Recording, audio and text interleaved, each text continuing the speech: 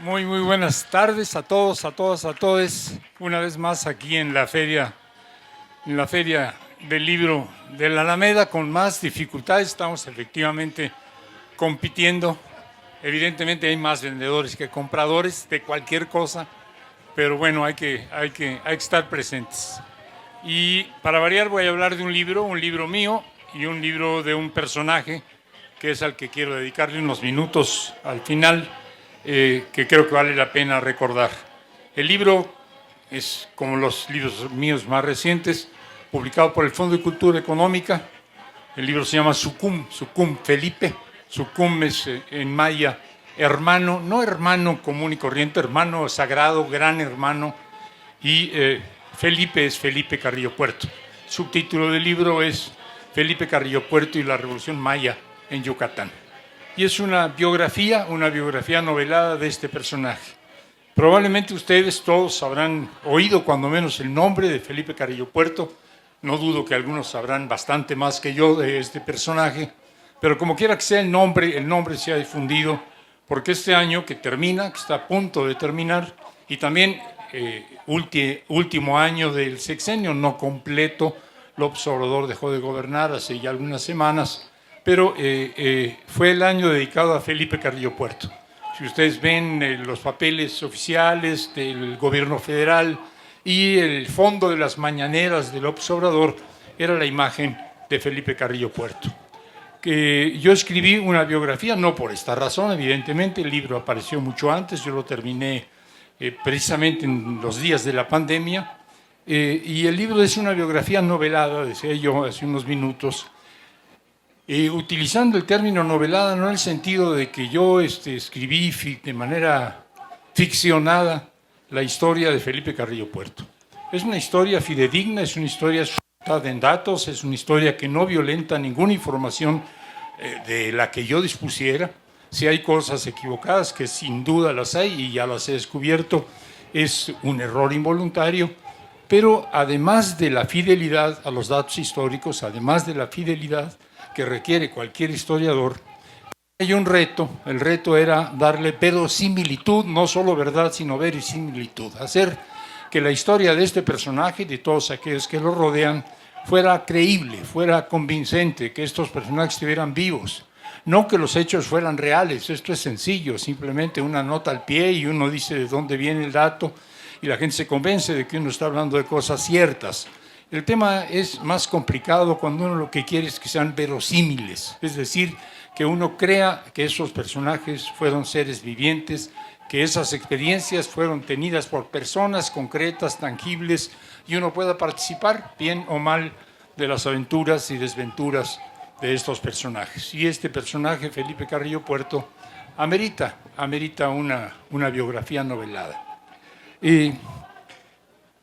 El personaje es importante y quizás, repito, ustedes ahora sepan un poquito más de él. Hay también una calle en el centro de Coyoacán que se llama Felipe Carrillo Puerto, y además ahora tenemos además de un municipio, Felipe Carrillo Puerto, en Quintana Roo, tenemos un aeropuerto, Felipe Carrillo Puerto. Pero fuera de ponerle nombre de un personaje histórico a algunos lugares importantes, quizás no es tan conocido, y esto es una injusticia. Yo creo, y es una afirmación que no voy a probar en este momento, pero bueno, es una afirmación que creo que se puede sostener, que entre los líderes que en la Revolución Mexicana tuvieron un arrastre popular, no que fueron personajes políticamente relevantes, Madero sin duda lo es, Carranza lo es, Obregón, Calles lo son, pero no son ellos personajes con un liderazgo popular, líderes sociales, diría yo, y radicales además y comprometidos de la misma magnitud. Y estaría yo hablando de tres nada más, dos evidentes: Emiliano Zapata, Pancho Villa, y el tercero lo pondría yo en ese tercer lugar, Felipe Carrillo Puerto. No tuvo Felipe Carrillo Puerto como Emiliano Zapata un ejército, el Ejército Libertador del Sur. No tuvo como Pancho Villa también un ejército, la División del Norte. No fue un hombre de armas tomar, no fue un hombre que vean ustedes su fotografía con la pistola, con el Mauser, con la Remington, montado a caballo, rayando el caballo, combatiendo. no lo ven como un hombre de guerra, porque no fue un hombre de guerra, aunque combatió. De hecho, combatió en las filas de Emiliano Zapata con el Ejército Libertador del Sur durante 1 año y medio.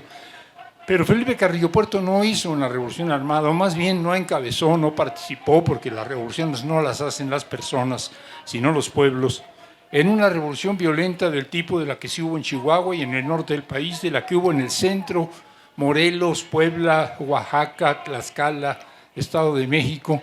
No es una revolución violenta la de Yucatán en el sentido de la violencia radical que llevó a 1 millón de muertos el resto de la revolución en nuestro país.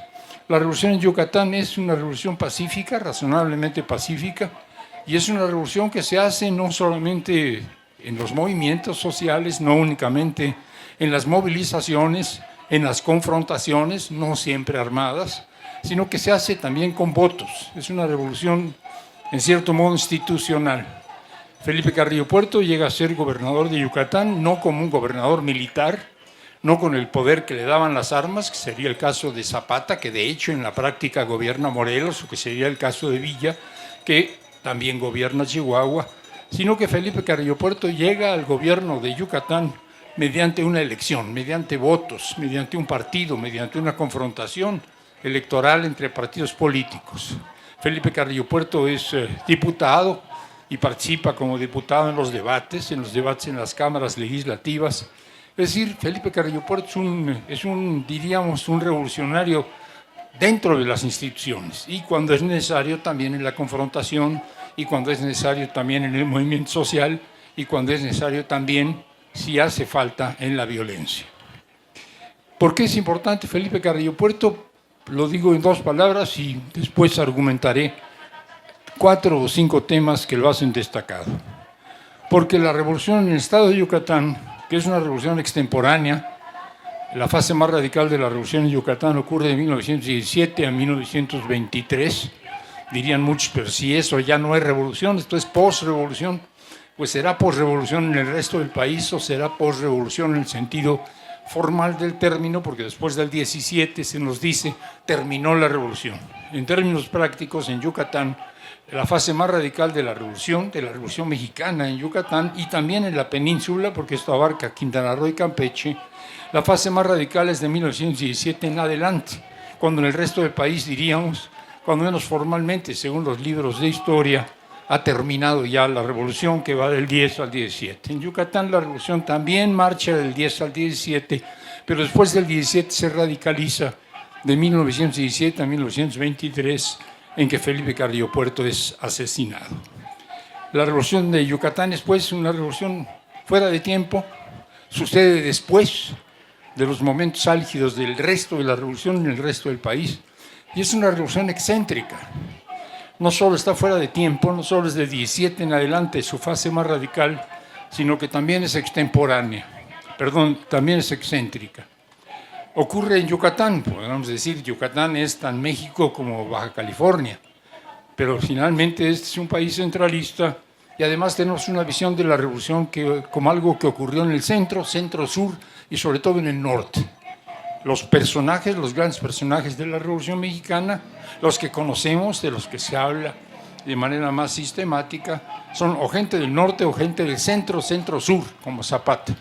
Pero son del norte Villa, es del norte Madero, es del norte Carranza, es del norte Obregón, es del norte Calles, etcétera, etcétera. Felipe Carrillo Puerto nace, vive y milita políticamente en el extremo sur-sureste del país, en Yucatán, en la península de Yucatán. Si hoy Yucatán todavía para los chilangos nos parece un lugar lejano, remoto, del que ahora escuchamos hablar porque hay un Tren Maya, en ese momento Yucatán, la península me refiero, obviamente el estado de Yucatán, al que pertenece el gobierno de Felipe Carrillo Puerto, estaba a lo que podían ser, yéndole muy bien a alguien una semana de viaje, yéndote mal 10 o 15 días, porque había que salir de la Ciudad de México o de Mérida a Progreso, de Progreso viajar en un vapor, generalmente vapores de cabotaje que iban haciendo paradas en los pequeños puertos, llegar a Veracruz, en Veracruz tomar otro tren y en ese tren llegar a la Ciudad de México. Y si había mal tiempo en el Golfo, se podía hacer 15 días en un viaje que de otra manera podía durar una semana. Yucatán estaba pues lejos de la Ciudad de México y la Ciudad de México estaba lejos de Yucatán, y en Yucatán la revolución tiene un desarrollo bastante autónomo respecto al resto del país, bastante autónomo, evidentemente no independiente. ¿Y en qué consistió esta revolución en Yucatán? Voy a enumerar como 6 temas. Los primeros obvios, evidentes, no podía ser de otra manera. La revolución de Yucatán es una revolución política. La revolución mexicana es una revolución política, es también una revolución social, pero evidentemente tenía que ser, no podía ser otra cosa que una revolución política, porque había que acabar con una dictadura, la dictadura de Porfirio Díaz, acabar con esa dictadura, con ese gobierno, un gobierno que se había vuelto un gobierno cada vez más despótico, cada vez más autoritario, cada vez más conservador, habiendo sido inicialmente un gobierno encabezado por un hombre que presumía de ser liberal y de tener como bandera la no reelección, se transforma en un gobierno que se perpetúa. Pasa de ser Porfirio Díaz a ser don Perfidio o don Perpetuo, y había que derrocarlo. Había que hacer pues una revolución política y se hizo en Yucatán contra Porfirio Díaz, porque era el presidente de la República, pero también más específicamente contra el porfiriato yucateco. Olegario Molina Solís, que había sido gobernador en 2 ocasiones y después había dejado a un personero al frente del gobierno de Yucatán, una suerte de dictador al modo de Porfirio Díaz, un poquito menos prolongada su dictadura, pero que además era un oligarca, era el dueño de la mayor parte de las tierras enequeneras, él y sus socios de la mayor parte de las tierras enequeneras, y el enequén era el gran negocio de Yucatán. Entonces Olegario Molina era el hombre poderoso por economía y era el hombre poderoso políticamente hablando, y había que acabar con esta dictadura, con la dictadura de Olegario Molina Solís y de la Casa Molina Montes, que era la empresa que gobernaba, y eso fue la revolución política en Yucatán. Pero no basta, como sabemos, y no bastaba en México una revolución política, era necesaria una revolución social. Y en un país agrario como era México en ese momento, y en una región agraria como era Yucatán en ese momento, era una revolución agraria la que se imponía. Es decir, la devolución de la tierra, o más bien el que los campesinos mayas, que en este caso eran indígenas, recuperaran por sí mismos la tierra que les había sido arrebatada. En Yucatán se hace pues una revolución política. Hay que derrocar al equivalente de Porfirio Díaz a la yucateca, Olegario Molina Solís, y sus personeros, no gobernaba siempre él directamente, y había que darle la tierra o devolverle la tierra mediante una reforma agraria a los indígenas mayas, a quienes les había sido arrebatado por los hacendados. Una revolución política, una revolución agraria.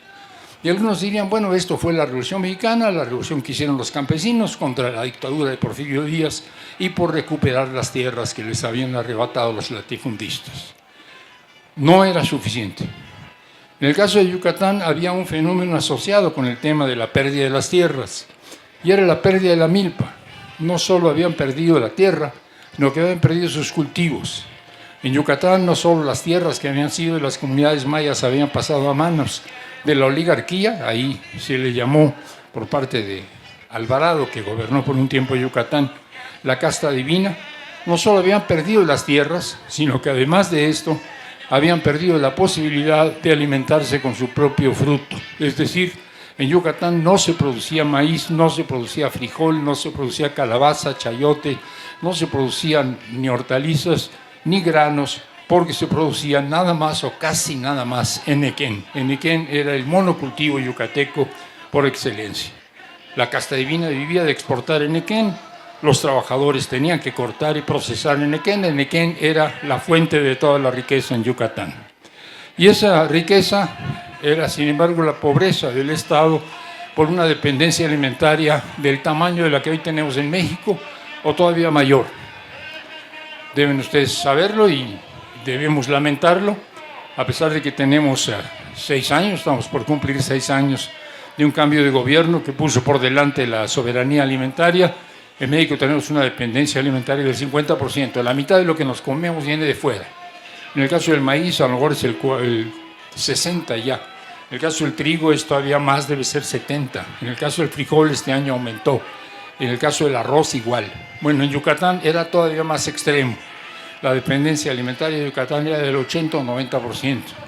El maíz que comían los yucatecos venía o de Estados Unidos o incluso de Argentina en esa época en que los viajes eran más complicados. No había que hacer solo una revolución agraria, había que hacer una revolución agrícola. No sé si a alguien le suena hacer una revolución agrícola, pero lo que había que hacer era quitar Nequén y volver a sembrar milpa. Quitar Nequén y sembrar maíz, quitar Nequén y sembrar frijol, quitar Nequén y sembrar hortalizas, darle al pueblo de Yucatán la posibilidad de alimentarse con lo que el propio pueblo de Yucatán cultivaba. Los mayas en Yucatán regresaron a algo que ya era ancestral, que era la milpa maya, que había sido barrida o había sido reducida al mínimo por el monocultivo. Una revolución política, una revolución agraria, devolver la tierra, una revolución agrícola, soberanía alimentaria. Soberanía alimentaria es el término que ocupamos hoy, en ese momento no se hablaba de esto. Y también alguien diría, bueno, ya, ¿qué más quieren? Ya tienen milpa, ya tienen tierra, ya no tienen un gobierno despótico. Y sin embargo, los mayas no podían estar satisfechos con la devolución de la tierra, no podían estar satisfechos con la devolución de la milpa, no podían estar satisfechos con un gobierno democrático, porque el pueblo maya, los indígenas mayas de Yucatán, los pueblos originarios de la península, habían sido no nada más expropiados de sus tierras, no nada más sometidos a la esclavitud del trabajo en las haciendas, sino que habían sido ofendidos, habían sido humillados, habían sido rebajados por la llamada casta divina. Los que habían arrebatado las tierras a los campesinos, los que habían arrebatado la tierra a los indígenas, los que tenían el cultivo de Nequén, los que se dedicaban a la exportación y al monocultivo, los que tenían el gobierno de Yucatán, la casta divina, eran criollos, eran gente blanca que se decía descendiente de españoles, eran gente que hablaba en castellano, eran gente que vestía como visten los occidentales y era gente que consideraba que no solo tenía derecho a apropiarse de las tierras, no solo tenía derecho a lucrar con el Nequén, no solo tenía derecho a explotar la fuerza de trabajo de los mayas, sino que tenía derecho a ofenderlos, a humillarlos y a rebajarlos por considerarlos una raza inferior. En Yucatán, ser maya, hablar la lengua maya, vestir como maya, tener la estatura y la corporeidad, la apariencia física de los mayas era ser inferior. El maya tenía que besarle la mano al hacendado, el maya tenía que cederle el paso al hacendado, y no bastaba entonces con tener la tierra, no bastaba entonces con tener la milpa, no bastaba entonces con tener el gobierno, había que recuperar la dignidad, había que recuperar la autoestima, había que hacer una revolución cultural, había que hacer una revolución en la que el pueblo maya reconociera que era culturalmente tan importante, tan valiosa su cultura, su identidad, como la que los españoles o descendientes de españoles decían ser portadores. Hoy sabemos, es evidente, nadie puede ignorar que la vieja civilización maya, la civilización clásica de los mayas, fue extraordinariamente importante y comparable con muchas civilizaciones del resto del mundo. Pero en ese momento para los mayas no era así. Lo que ahora es Chichén Itzá o lo que ahora son los restos arqueológicos eran montones de piedras ignorados y desvalorizados. Decirle al pueblo maya que su idioma, que su lengua, que el maya era un idioma, que ese idioma y esa lengua era tan importante como el castellano, que su cultura había sido tan importante como las culturas europeas, que su modo de vestir, que su modo de comportarse tenía la misma dignidad que la de aquellos que se decían sus amos, era hacer una revolución cultural. Felipe Carrillo Puerto no era maya, si ustedes ven su imagen, era un hombre blanco, tenía ojos verdes, de estatura elevada, no era un maya para nada, ni en su origen, había mestizaje en su familia, sin embargo él era un hombre que hablaba maya. Emiliano Zapata se identifica con las comunidades náhuatl de Morelos, por ejemplo, de Puebla, de Tlaxcala, pero no hablaba náhuatl. En cambio, Felipe Carrillo Puerto, que en apariencia no era un indígena, hablaba la lengua de la mayor parte del pueblo maya, se dirigía a la gente en maya, da su discurso de toma de posición en maya, gobierna en maya para los mayas y dignifica la cultura maya. Empieza a recuperar el valor de los restos arqueológicos, se publica en el idioma maya, se escribe en el idioma maya, se reconoce la guerra de castas, la insurrección indígena que había ocurrido en Yucatán en el siglo XIX, Es decir, se le da de nuevo a los indígenas de la península de Yucatán no solo la tierra, no solo la milpa, no solo el gobierno, sino también la dignidad, la autoestima. Y también uno diría, ya basta con una revolución que tumba el mal gobierno, que recupera las tierras, que recupere la siembra de milpa y por lo tanto la alimentación, y que además le da dignidad al pueblo que ha hecho esta revolución y que antes era no solo explotado, sino también oprimido y humillado. Parece ser suficiente y no lo era, porque ahora es evidente, o debiera serlo para todos nosotros y nosotras y nosotres, la mitad del mundo, la mitad de los mayas eran mujeres, y esa mitad, además de la opresión de clase, además de la opresión de etnia, tenía una opresión que tenía que ver con el género. Las mujeres mayas no se habían liberado por el hecho de tumbar al mal gobierno. Las mujeres mayas no se habían liberado por el hecho de recuperar las tierras. Las mujeres mayas no eran más libres por el hecho de sembrar milpa. Las mujeres mayas no eran más libres por el hecho de que se reconociera la cultura, la dignidad, la lengua de los mayas. Las mujeres mayas tenían que hacer su propia revolución, tenían que ser una revolución feminista. Y en Yucatán hubo, entre los años 15 y 23, sobre todo en su forma más radical, de 17 a 23, una revolución feminista. Cuando digo feminista no es poniéndole un nombre actual a algo que ocurrió hace 100 años. Ellas, las yucatecas, dijeron que eran feministas. Adoptaron el feminismo como ideología. Feminismo que era simplemente decir hay que liberar también a la mujer de la opresión de los explotadores, de la opresión de los opresores, de la opresión de los ricos, de la opresión de los racistas y de la opresión de los varones, incluyendo sus maridos, sus hermanos y evidentemente aquellos que tenían poder. Una revolución de género. Hace 100 años, quizá lo primero que se planteó y lo primero que se demandó, sin duda, no quizá, fueron los derechos políticos.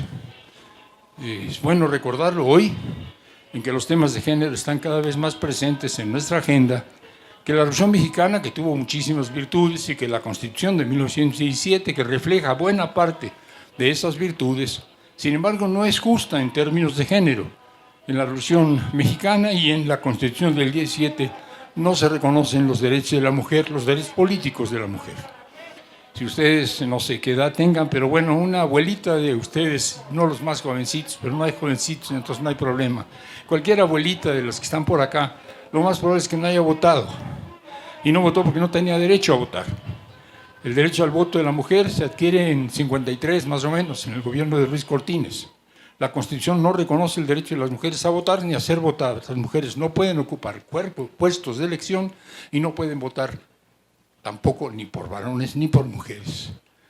Una revolución política, es decir, hacer que la mujer pudiera votar y ser votada, pudiera ser gobernante, pudiera ser diputada, pudiera ser alcalde, que la mujer tuviera plenos derechos políticos que la Constitución de 1917 no le concedía. En Yucatán se logró, Yucatán se avanzó, en Yucatán hubo diputadas, en Yucatán hubo gente que tenía cargos de elección en los municipios, y esto fue una revolución política para la mujer yucateca que no había en el resto del país. Y también diría yo, bueno, ya, ¿qué más quiere? Ya tienen derechos políticos, ya pueden ser incluso hasta presidentas de la República si quieren o si pueden. No era así. Las mujeres en Yucatán, como las mujeres en el país, como las mujeres todavía hoy en el mundo, no son plenamente dueñas, no digamos del derecho a ejercer la política, a votar y a ser votadas, sino simplemente el derecho a decidir sobre su cuerpo. El derecho de la mujer a definir su cuerpo, si quiere o no quiere tener hijos, si quiere o no quiere tener relaciones sexuales, si quiere o no quiere decidir sobre su propio cuerpo. Parece sencillo, no lo es. Yo creo que la mayor parte de las mujeres del mundo no están decidiendo plenamente por sí mismas y con libertad y con conocimiento sobre sus propios cuerpos. Y en ese momento, y en Yucatán, era mucho peor. Las mujeres eran finalmente el objeto de la dominación, no solo de los varones en general, sino específicamente de sus maridos. Las mujeres tenían todos los hijos que el marido quería que tuvieran, y las mujeres tenían que estar al servicio, sentido sexual del término, de sus esposos. Una revolución que le diera a la mujer yucateca el derecho a decidir sobre su cuerpo, sobre sus hijos, sobre sus relaciones sexuales, sobre su matrimonio, una revolución que le permitiera a la mujer separarse de su marido si esa relación era nefasta para ella, y viceversa, también el marido separarse de la mujer. Esa era una verdadera revolución hace 100 años en Yucatán. Y el gobierno de Felipe Carrillo Puerto y los gobiernos anteriores también en alguna medida avanzaron en eso. Una revolución feminista, repito, hace un siglo, una revolución feminista en una sociedad de dominación autoritaria, de explotación clasista, de dominación racista y obviamente sexista, que se libera, o cuando menos avanza en la liberación de la mujer. No voy a poder detenerme en eso porque vamos por terminar también esta plática. Evidentemente Felipe Carrillo Puerto, del que no hablo, pero es el que está detrás de todo esto, igual que todo el pueblo de Yucatán, no es el adalid del feminismo yucateco. Es un hombre convencido de los derechos de las mujeres, es un hombre que en lo que le incumbe trabaja porque sus derechos sean reconocidos, pero son las mujeres yucatecas, son las mujeres mayas mayormente y las mujeres yucatecas en general las que dan la batalla por los derechos de las mujeres como tenía que ser, como no podía ser de otra manera. Entre ellas, entre estas mujeres, una mujer que nació en Motul a fines del siglo XIX, de una familia de clase media bastante modesta, una mujer que estudió para ser maestra.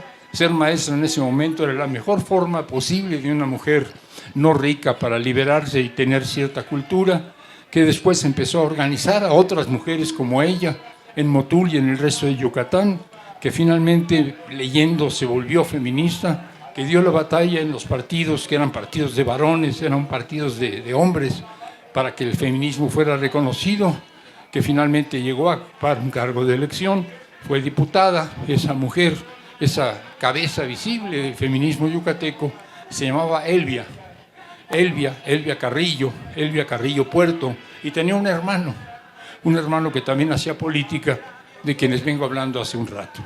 Quise presentar a Elvia Carrillo Puerto no como la hermanita de Felipe Carrillo Puerto, que sería lo habitual.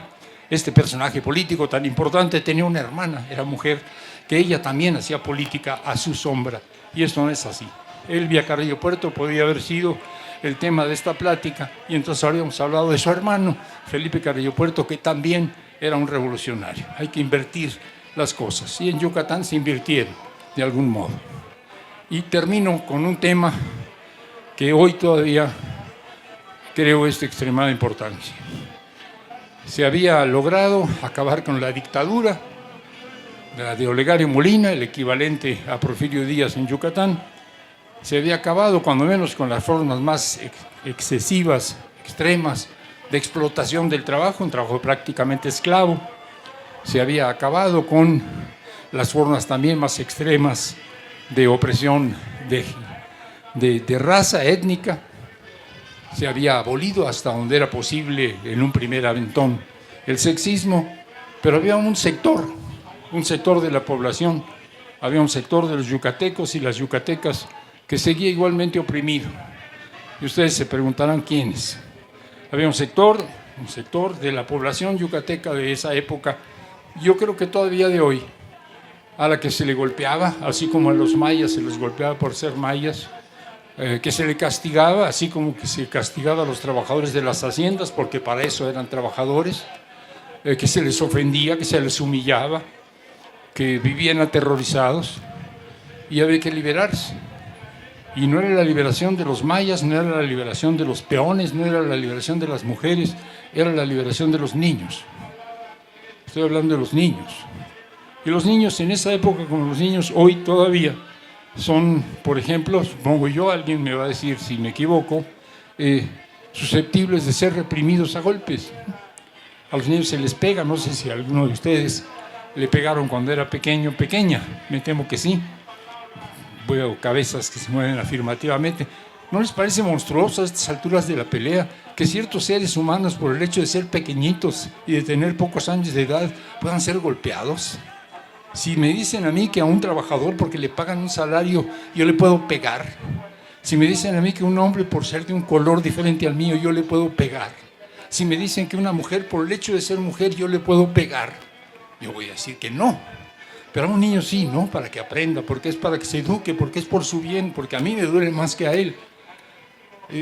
No es fácil aceptar que tenemos una parte del mundo, no los trabajadores, no los indígenas, no las mujeres, sino los niños y las niñas que tienen un padecimiento doble o triple o cuádruple. No sé si esta idea queda más o menos clara. Ustedes habrán visto y a lo mejor ustedes mismos fueron arrastrados a la escuela, no arrastrados, y si son poco pesados, pues los jalan de una mano y se los llevan y los depositan.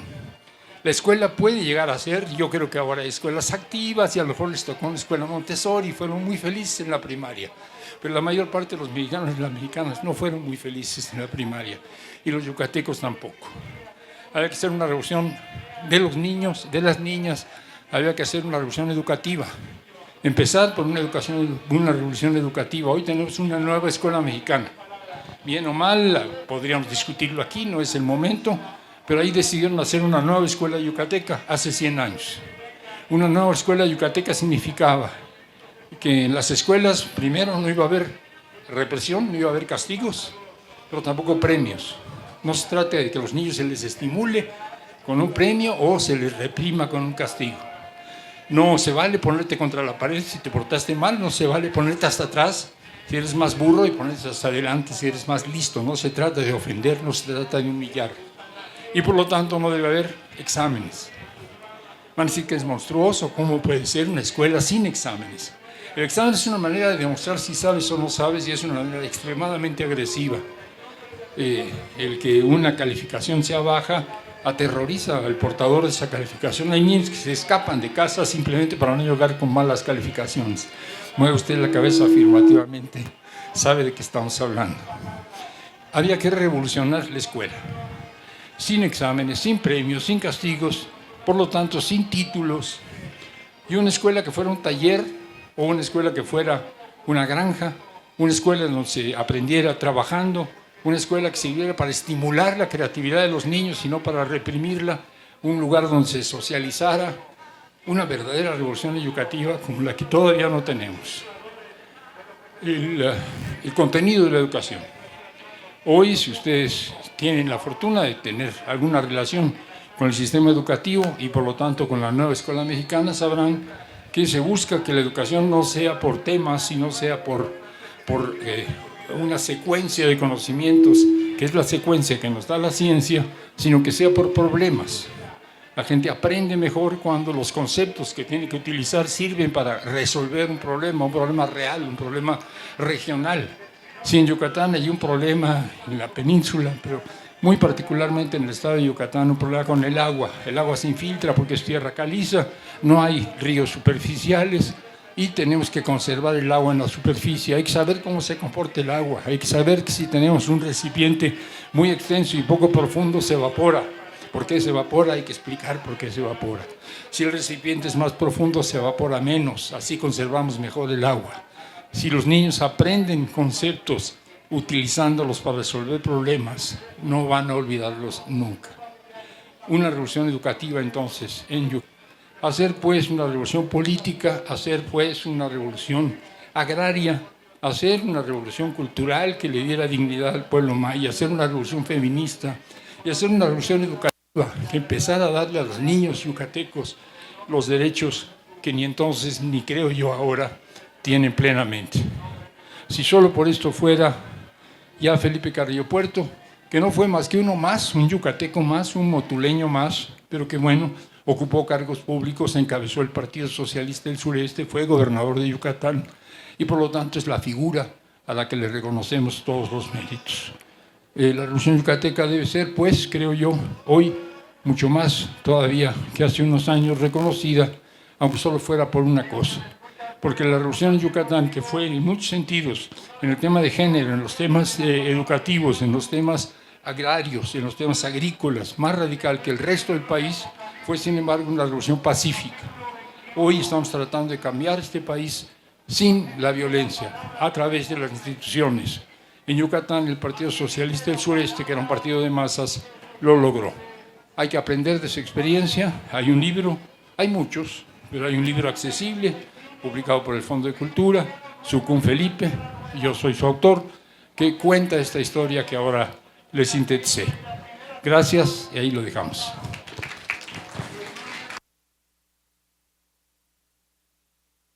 Sí, sí.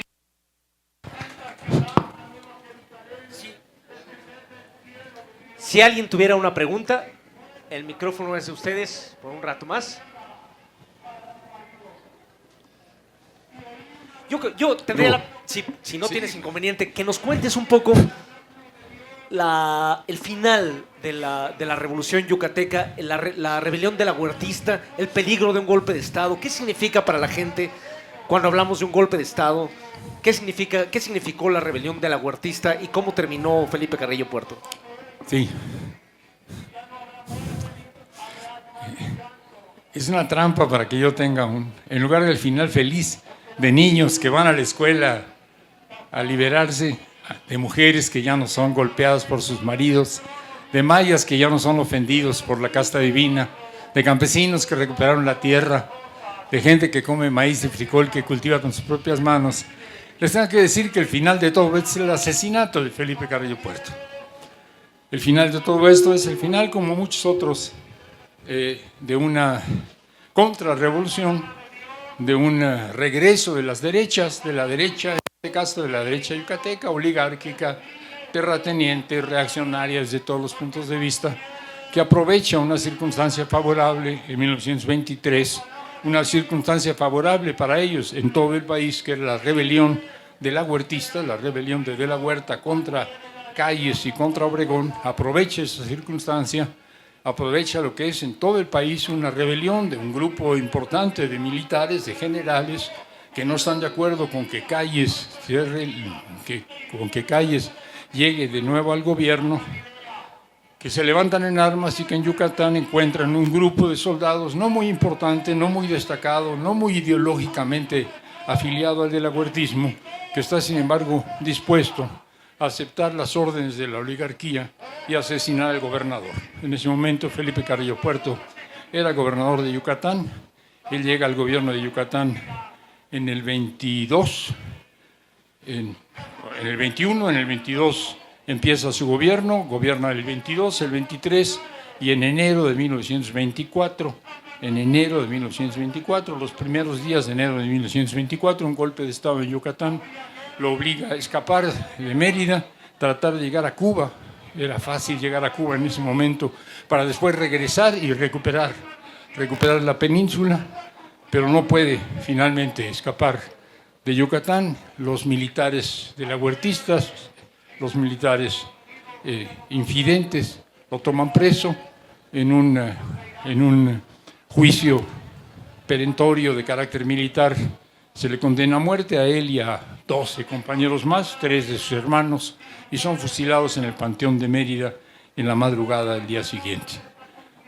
Quizás la tragedia en Yucatán no es la muerte de Felipe Carrillo Puerto por las armas en un golpe de Estado, no es la destrucción de su gobierno, que no había llegado sino a la mitad. Recordemos que en esos años eran 4 años, no 6, los de gobierno.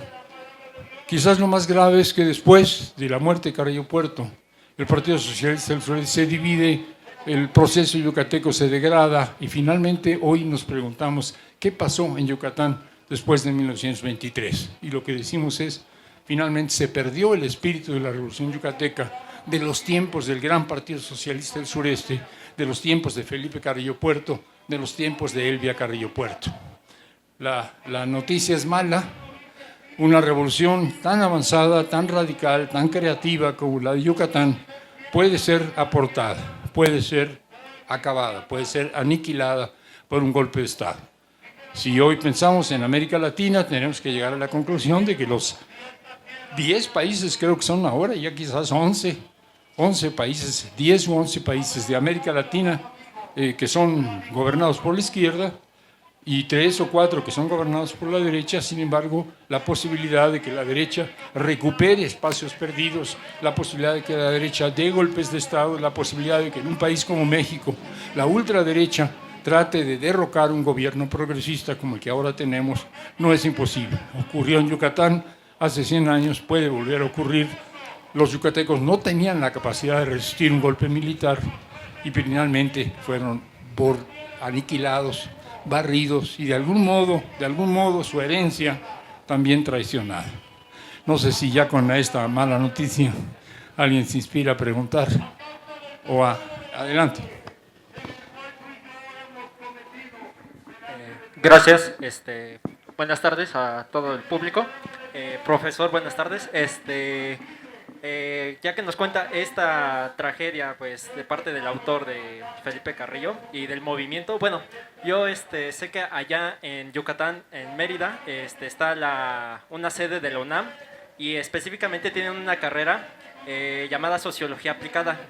Y esta Sociología Aplicada creo que tiene todavía un momento de inspiración o para poder tratar esos temas sociales. Usted como sociólogo, pues, nos podrían dar más. Bueno, ¿en qué podrían tratar de solucionar los problemas? Porque hay un súper contraste que va a haber ahorita, el cambio, que el fomento económico que tiene Yucatán ahorita con el Tren Maya y que es una entidad federativa con mucha captación de turismo. Es muy dependiente de eso, pero ¿qué otros problemas usted podría aportar y decir cuál sería la guía que un profesional sociólogo debería de tratar allá en Yucatán? Gracias. Sí. Evidentemente la respuesta no la puedo dar en 2-3 minutos y compitiendo, pero creo que el espíritu de la pregunta tendría que ver con otra cosa. ¿De qué depende que los procesos hoy actuales en Yucatán, 100 años después de la muerte de Felipe Carrillo Puerto, que los procesos hoy en Yucatán tengan un sentido, un espíritu cuando menos más cercano a la Revolución de Yucatán, diríamos de 1915, 16 y sobre todo 17, 18, 19, 20, 23. ¿De qué depende? Del pueblo yucateco. Depende de los yucatecos de pie, de los yucatecos y las yucatecas de base. Pongo un ejemplo nada más como para ilustrar lo que quiero decir. En Yucatán no se ha olvidado el nombre de Carrillo Puerto, hay monumentos a Carrillo Puerto, hay bustos a Carrillo Puerto y hay calles que se llama Carrillo Puerto y se habla de Carrillo Puerto. Sin embargo, el espíritu de la revolución que se hizo con este personaje a la cabeza no se ha recuperado. Todos los años, cuando se conmemora, se recuerda el asesinato de Carrillo Puerto, hay un evento en el Panteón Militar, en el Panteón de Mérida. En el Panteón de Mérida fue donde el ejército fusiló a Felipe Carrillo Puerto y a todos sus compañeros.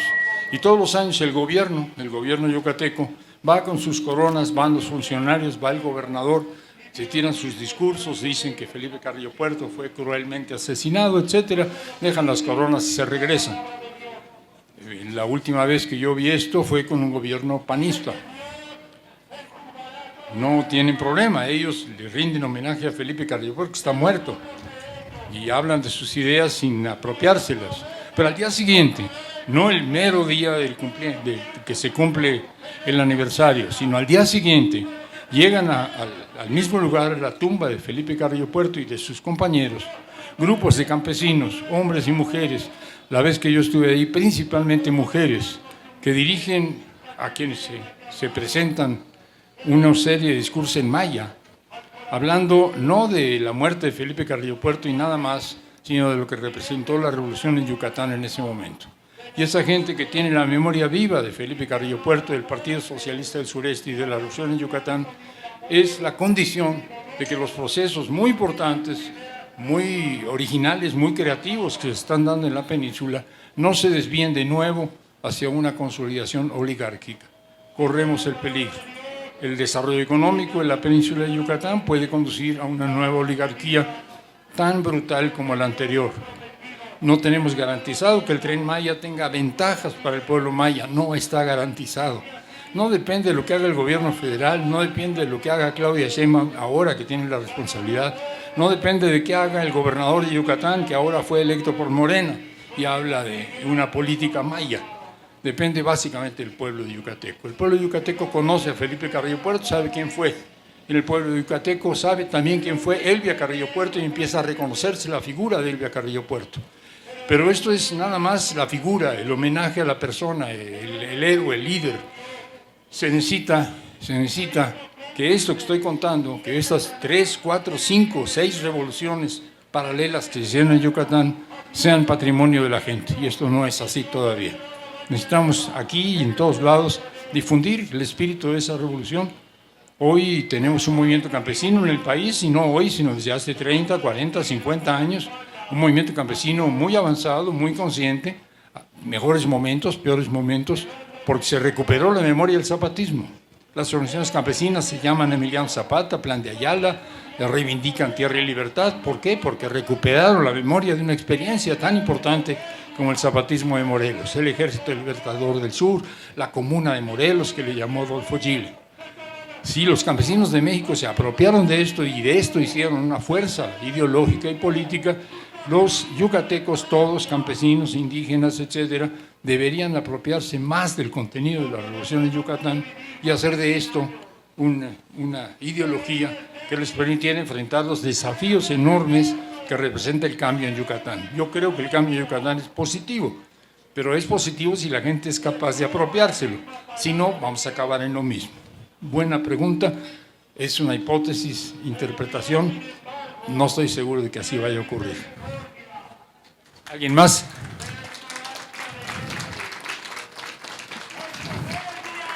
Pues lo dejamos ahí, se lo